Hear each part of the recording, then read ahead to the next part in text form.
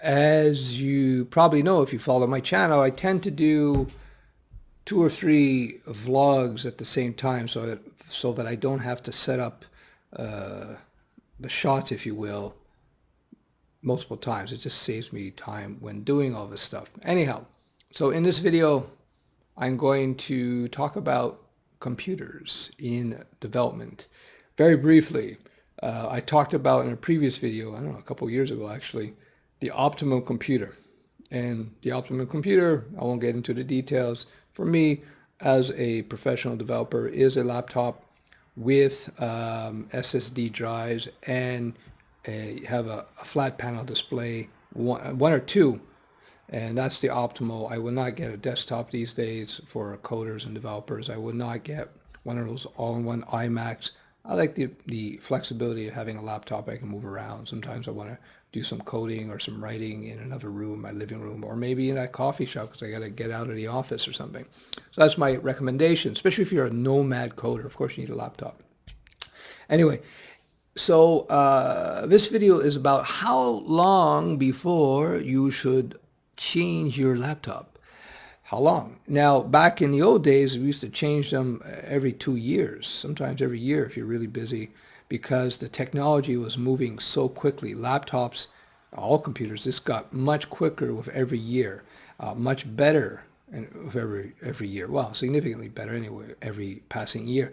This has changed. This has changed quite a bit. The laptops now have reached plateau. Computers have reached plateau in the sense that there's not significant improvements with laptops on a yearly basis. You do see, some leaps every now and then, but it's not like it used to be. For instance, my MacBook Pro Retina is a 2012 Retina, and it 15 inch. And it's a great computer, and it was a leap because it was a Retina display.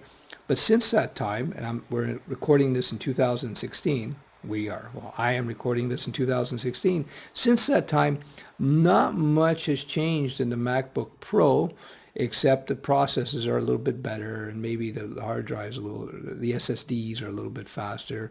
But that's about it. I've seen my friend with his MacBook. It's not that faster, and the fact of the matter, for coding and writing and video editing, up to 1080p anyway, my 4-year-old MacBook Pro Retina is still plenty fast.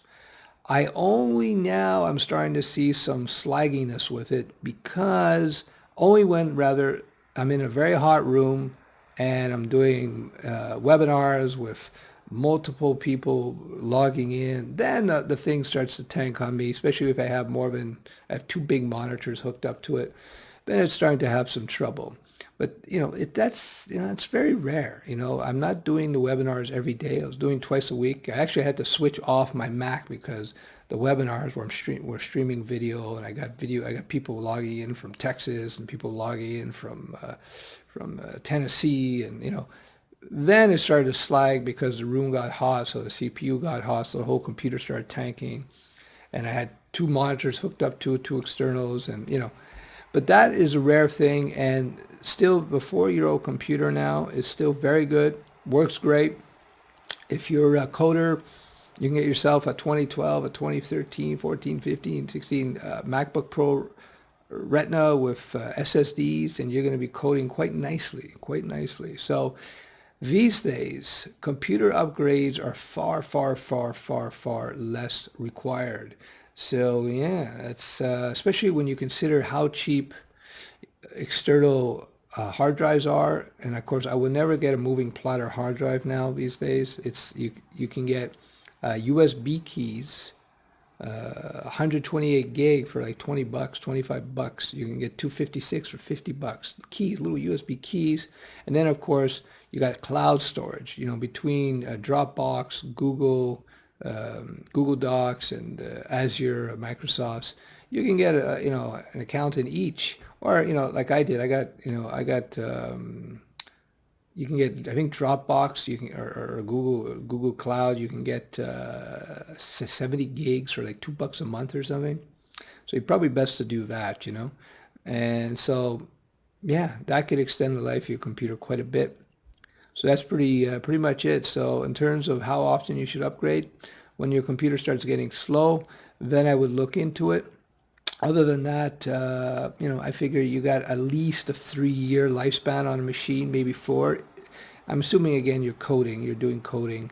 If you're doing maybe 3D animation or maybe heavy duty Photoshop or video editing, 4K, although I don't know why you would want to do 4K video these days. I know, who watches 4K? Yeah, so these days you're looking at 3 to 4 year lifespan on your computer, if not longer. If not longer. My 4-year-old MacBook Pro could probably take me for another 3-4 years if I really didn't care. But it looks like they may have for 2016 finally a significant upgrade to the machine. I might just buy it for fun, just have a change and get a little bit more speed out of it. But there you go, 3 to 4 year lifespan, and typically. But just look for speed. Speed is the key. If you feel that your productivity starts to slow down because of a speed issue with the computer, that's the time to get a new computer. Ciao, ciao. I keep forgetting to add this in, so this is the first video I'm going to start doing this. Now, if you write a book, one of the things you're supposed to do is promote it. So I've been negligent on that. I have pictures of my book on my website, and I mention it once in a while.